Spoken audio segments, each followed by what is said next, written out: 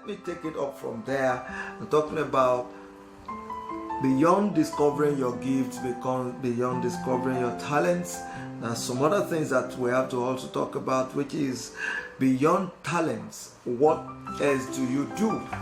Being passionate, discovering your line of business, being passionate about it, and then discovering your talents and all those things. And what do you need to do when you have discovered your talent, you're passionate about it, you love it, and what do you need to do is to take it a little step further. Now, I'm talking about how to turn your talent into a skill.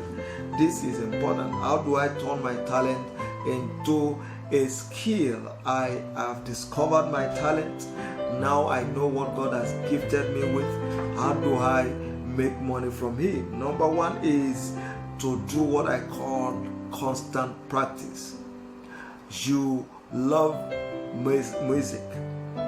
You love to sing. Now, this is what you know God has gifted you with. You don't struggle to do it. It's there and you are now aware of it. You love to cook, and then you do it naturally. And then when you cook, everybody who tastes the food make good comments. This is a gift. Now, it is not everybody that actually have these gifts. It is not everybody that have this gift to cook good food that everybody enjoys. But you know, without being told what to do, you know what and what to add together to deliver good meal, and everybody loves it. Now, this is what you know God has gifted you with. And now, how do you move from there to begin to convert it to something that people need to pay you for? I've had a lot of stories of people who just love to cook and do dishes for people and dish food for people and all those things, and then from there I started a restaurant, and then before you know it, it became something big and became something big that today it's something to reckon with. So the first thing is do what I call constant practice.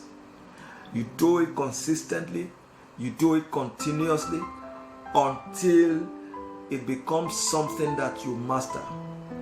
You love to sing and you continue to sing to yourself, sing in the house, sing to a group of people continuously.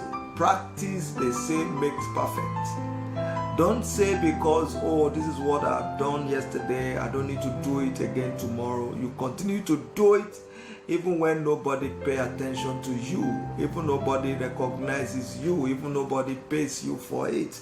You continue to do it and do it over and over again until it becomes a skill that without being told, you know what to do. This is very, very important. Sometimes you love to decorate the house, you love to change the way things are placed, you love to put this here, put this there, make the whole environment look neat and nice.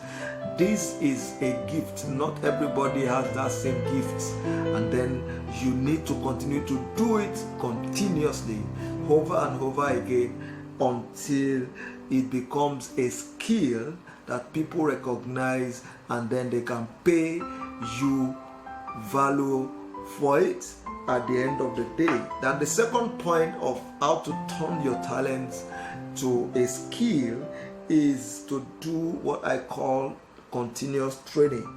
And training comes in different forms. You can get books to train yourself. You can also attend programs, training where people who are skillful in that line of business already doing something, and a call for training that you need to attend that kind of training to be able to understand how things are done in that regard. So look around for people who are doing the same thing, and then that relates to your talents, and how about to serve them, and then work with them, submit to them, and then without thinking of the money you are going to get from there.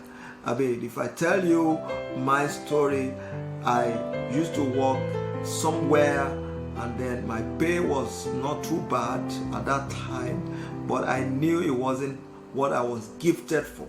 I was not called to do it.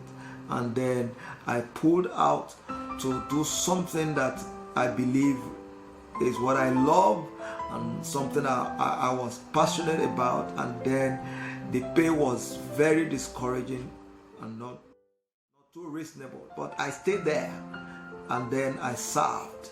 I stayed there, I served, watched the way things are done, and then today I am better for it. So the word here is service. Do not envy the people that you think are doing well, doing what they do today. The question is, are you ready to take time to serve? Walk with them, not because of the money they are. I mean, a lot of times I've met with a lot of people who say, I'm looking for a job, and then they come in to say, okay, please give me this job, I need the money and this and that, and then the only thing they are concerned about is the money they are going to get from that job, not actually what they are going to contribute, not the value they are going to have. They are not even concerned about the input they want to give or what they are going to contribute to the organization. So I would say, take time to serve. Look for people who are already doing what you think you have discovered about yourself. Look for people who are already doing what you want to do.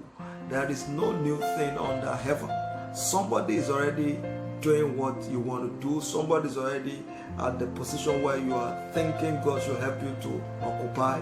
Somebody is already ahead of you in that particular line of business. Why don't you take time to submit and serve?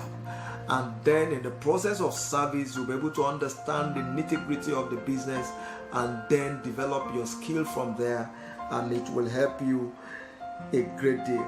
I worked with people before, and then I don't care what you say. All I wanted to do was just to serve. Most of the times, God's blessing is hidden in the place of service. God's blessing is hidden in the place of, not in the place of prayer alone. God's blessing is hidden in the place of service. So when we pray, God sometimes pushes us to render service to people, and it's from there God brings blessings across our way. Just before worrying about things not working out well, you need to strongly consider this. So there are a lot of inexperienced guys out there who did not do all that they needed to do. They did not go through the proper training before they started their own business.